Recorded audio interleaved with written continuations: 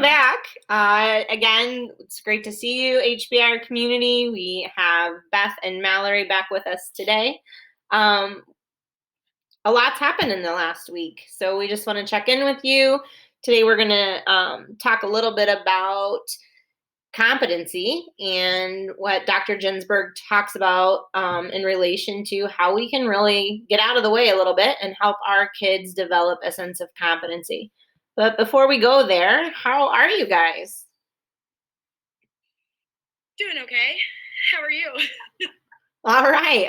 I feel like had a lot of downstairs moments around here the past week, but we're getting there. Just when I think we have a routine and a flow, then we have some meltdowns and fears and back to a lot of worry about the unknown. There's still a lot of unknown, and I think that is tricky. It's tricky, Yeah. but Well, since we know you can't spend the whole time in downstairs, that means you've been spending quite a bit of time on the landing, and that's a good thing. that is a good thing. That's a good thing. My word for the week was boundaries. That was going to be my word of the week, was to really try and set boundaries for myself.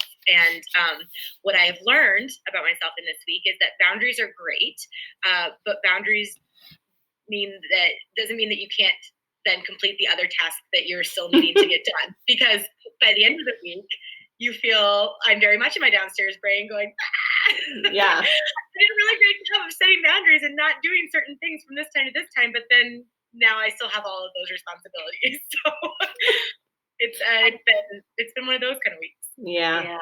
You get there. I think still in that every day is like a start over. It's like do over.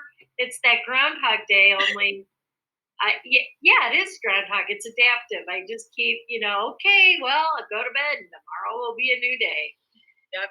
Then I'll follow my routine and get things done and eat right and exercise. Lofty goals. Lofty.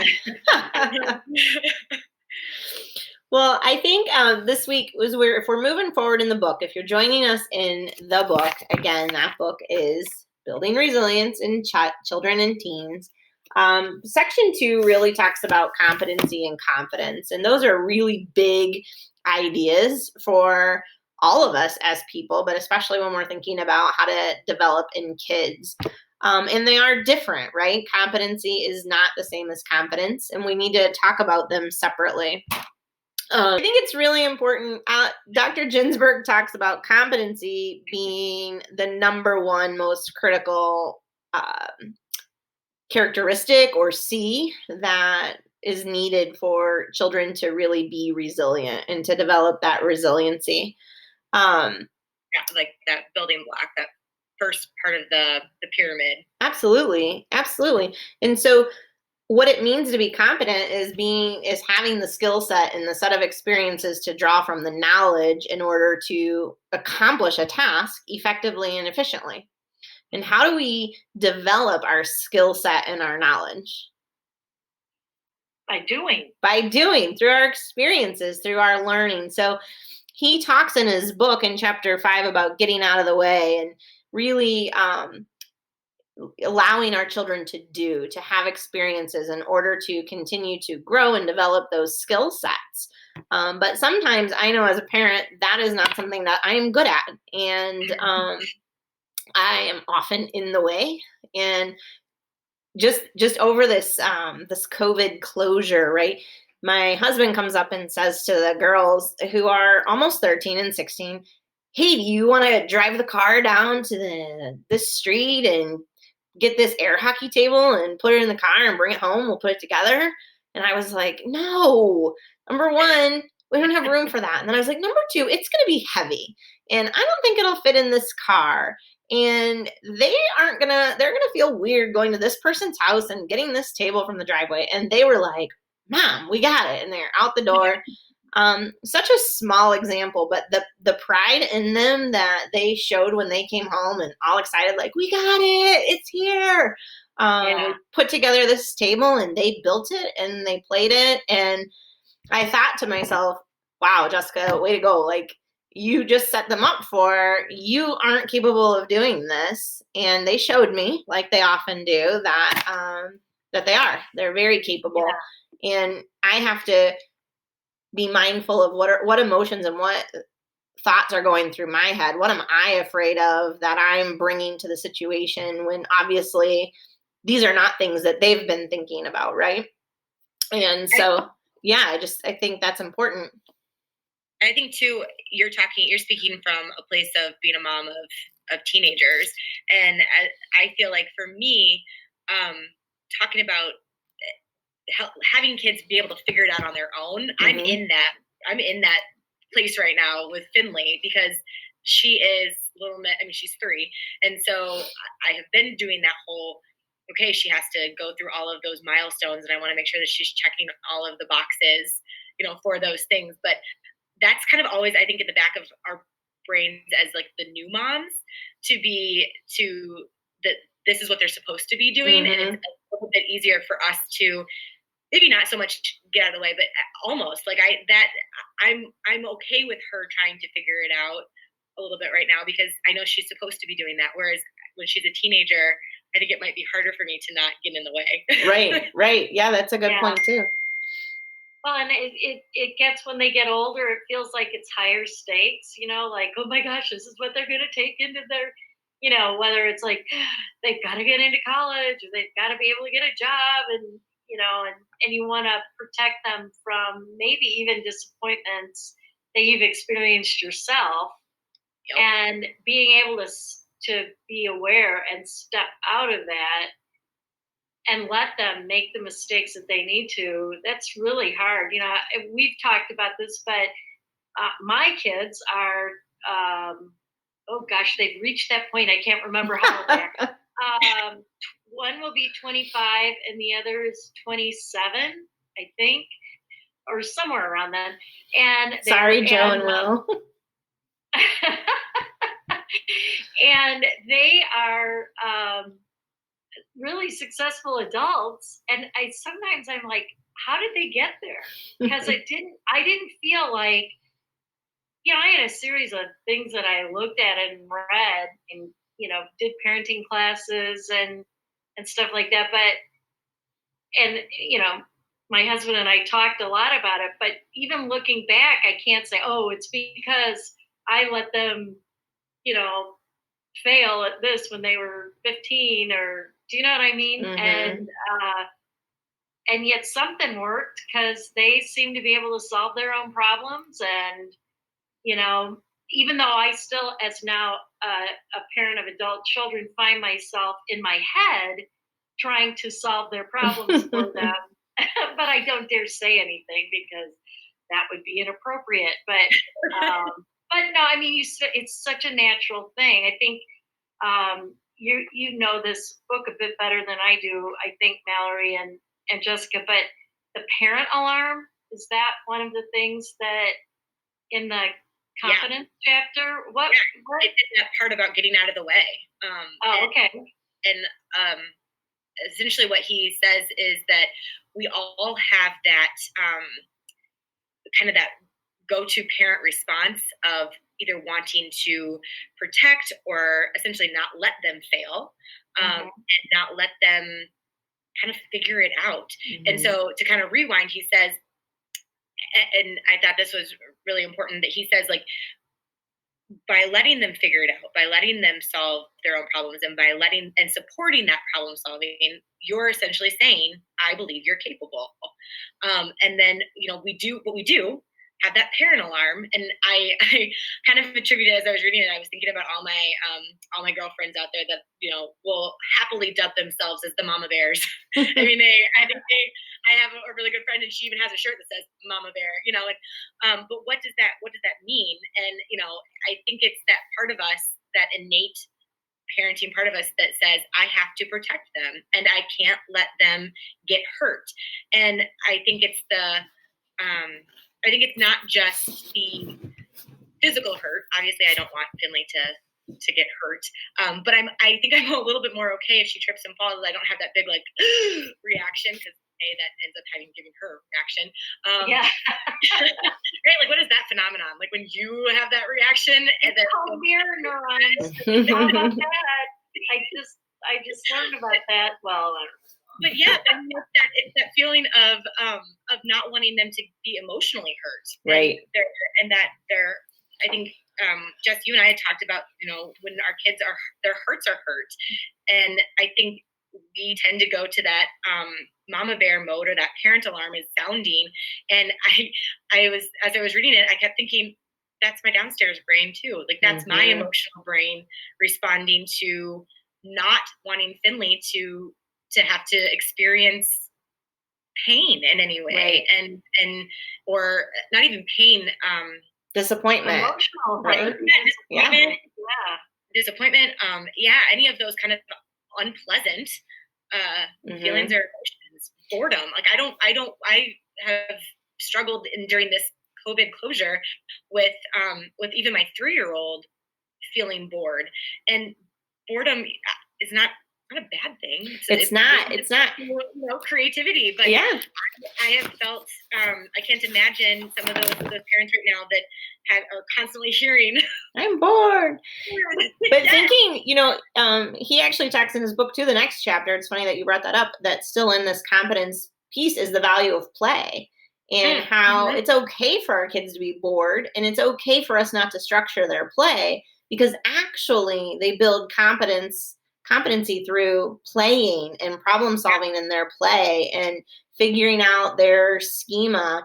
Play is so important for a lot of things: language development, ideation, executive function, but specifically here he's talking about it in problem solving and developing competency around these just play schemes that they put on, and the importance of not over structuring that time. So I think definitely you make a great point about, it's hard to let them be that way. It's hard to let them sit in their feelings. But I think my mantra, that more so the past month since we've been kind of quarantined, is we can do hard things. We can do hard things. And it's hard. This is hard. It could be way harder, but this is hard right now. And having a high schooler, for the first time have to go through cut sports, that was hard. But with each of that, and I had reached out to Beth and said, oh my gosh, what if she doesn't make it? What if she does make it and her friend doesn't make it? What if they make different teams? There's all these things that we want to put cotton around. We want to protect their psyches and their hearts. But really, when we protect them and don't allow them to feel that range of emotions, we're taking away their ability to develop competency around what to do when I feel that way. How do I move through a situation that doesn't really make me feel the way I want to feel? Or how do I get better at this? If we do for them and protect them, they can't become competent, and they'll never get the confidence either then, which is also needed for resilience. We were talking earlier about when kids are little, and you kind of hit on that with a 3-year-old. We let them fall over on their side when they're trying to sit up. We let them kind of army crawl and fall to the floor. We encourage take a couple steps, and then we applaud actually when they fall on their bottoms because they made a couple of steps. So those natural milestones, those things we see as development that we expect, we give kids more. We do get out of the way. We let them become competent. It's as they get older and those skills are more hidden and not as obvious, that I think our downstairs brains, as you said, come into play, and we want to just protect, and we are coming at it from more of an emotional stance. Oftentimes, I know I do, right? Yeah. And it's all out of this enormous amount of love for my kids, and it takes a lot to move into my upstairs brain to remind myself they are capable. And yes, they're capable, so I can do it because I know that they can do it. But what message am I sending to them then when I do it for them repeatedly? I'm telling them, I don't trust that you can do it. Yeah, I was going to say, kind of piggybacking on that, I think it was easier for me to get when it was the big things, like a breakup or a friend situation that was maybe a little bit questionable. I was able to sort of go into that, oh, this is a teachable moment, and give them a little bit of space around that. What was harder was seeing them in uneasiness. Mm. It's kind of like in the boredom, but in that place of what am I going to do with this, and not wanting to kind of rush in, either because I didn't have the time to have to, or didn't want to deal with that eye rolling, I'm stuck place, or when they were littler, sometimes it was even just, I think Jessica, you use this, getting their shoes on to get out of the house. Mm-hmm. I mean, there's little things that we may have the opportunities every day that are ways we can communicate competence that are more than just waiting for the big hurts, Mm-hmm. and I think that sometimes it's in those times that I lost sight. My siblings and I talk about, my mom's mantra when we were growing up was, it's just easier to do it myself. Mm-hmm. So none of us were really very skilled at house cleaning and cooking, and just thing. I mean, we learned it because we had to at some point, but we didn't. But it was just easier for her to do it herself. And I think sometimes I look at things that my brother and my sister and I do, and I think, was that because she sent a message to us saying, I will be able to do this the way I want it done better than trusting you with it. My mom loved us. I mean, I wish everybody could have met my mom. She was the most wonderful, loving woman ever. But she had this little nugget, and it came from her fear that I don't think she ever really uncovered, that in trying to protect us from not just the big things, but even the mundane things, that it would just be easier to manage it herself. And, so I think about that a lot of times, and it did. I made my kids cook because I didn't. You must be that because I'm not. One generation off, it worked, but no. Anyway, but yeah, just even in being aware of those things day to day that we do. I think that's the key word that you just said, though, like that awareness, being aware, and really kind of being able to be willing to reflect in on yourself, and knowing your child, but then also really knowing you, and that's hard. That's really hard. Yeah. That's really hard. Yeah. Easier said than done on that one for sure. But I think you're right. I think it's that awareness of where do my competencies lie, and why am I then getting in the way? Mm-hmm. Not only being aware if you are getting in the way, but also maybe the why behind it too. Big questions.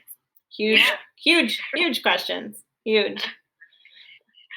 I think too, that video we showed at the end of last week, little video cast, Dr. Ginsburg is talking a lot about all the 7 C's, right? We introduced all of those. And when he was talking about competency and confidence, he really spoke to how we thought we had this all figured out, right? Like 10 or more years ago, where it was just tell them they're great all of the time and they'll think that they're great, right?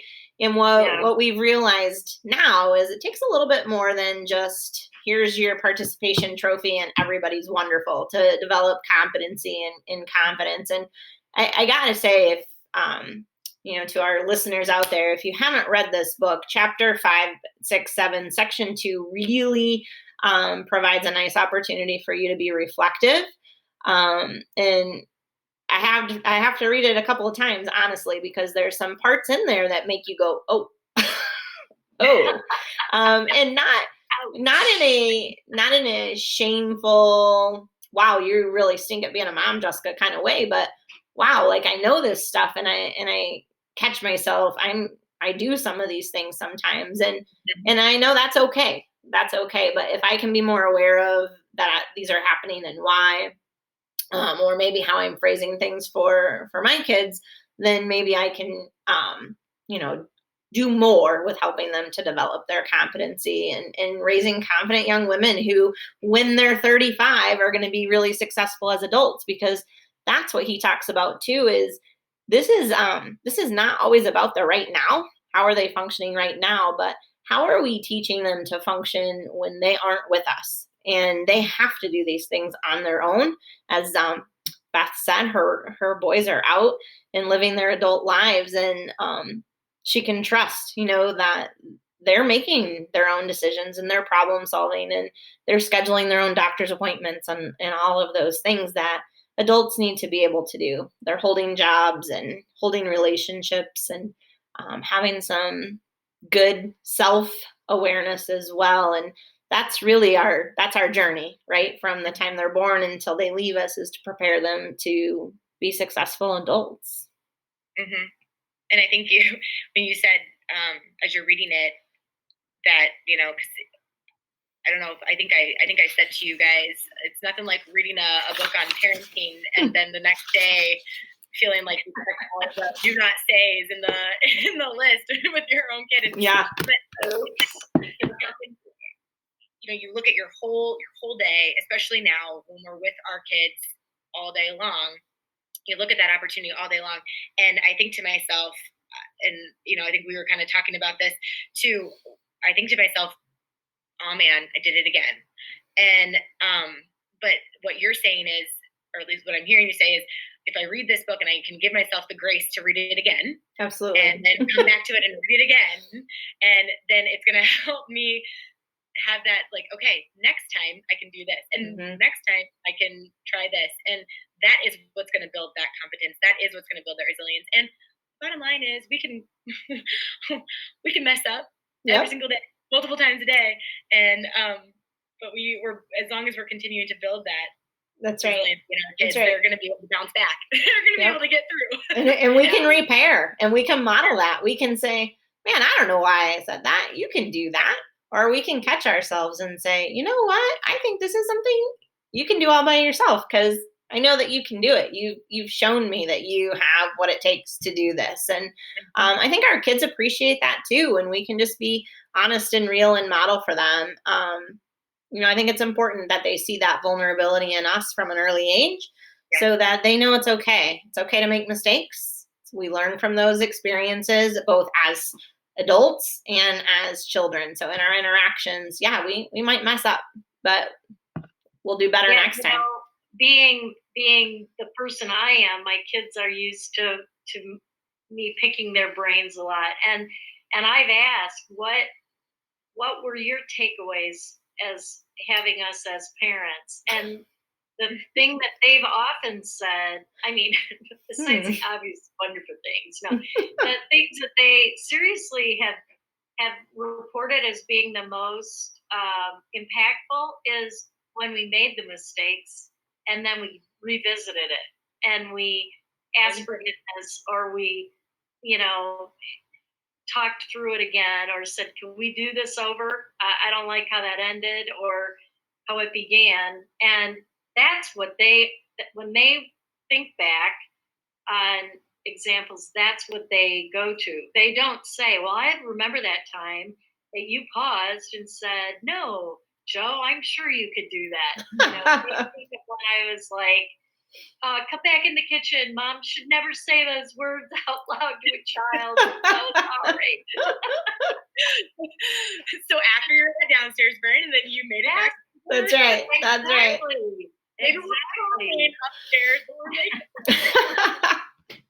Well, hey, community, if this is something that you want to talk more about, that maybe you said, oh, wow, yeah, that resonates with me, or that happens in my house, or I just want to hear more about how they screw up on a regular basis, join us on Tuesday morning. We're gonna do another Tuesday morning coffee chat, and we hope you're there.